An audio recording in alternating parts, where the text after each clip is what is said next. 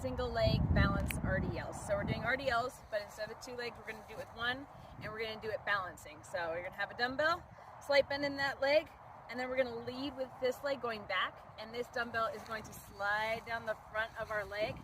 And then once we hit the mid of our shin, we're going to come all the way back up, pushing through that heel.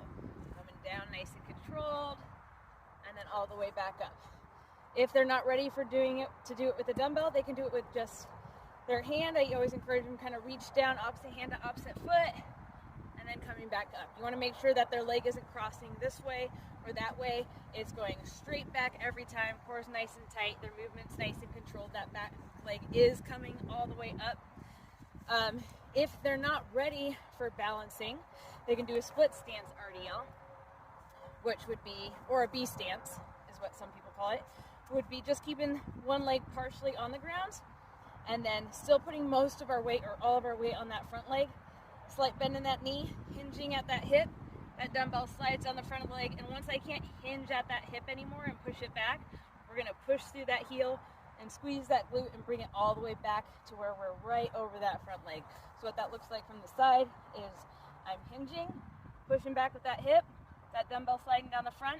I can't push that hip back anymore, so I'm going to squeeze that glute, push through that heel, come all the way back up to where I'm over that front leg. I'm not leaning back like this. All of that weight is shifted over that front leg.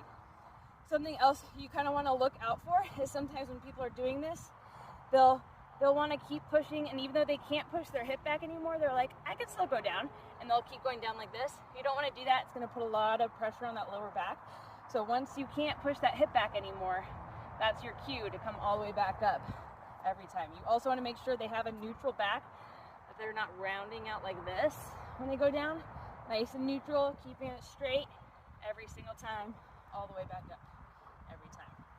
If they want to, they can do 2 dumbbells with the split stance or with the balance. So what that would look like is just like this.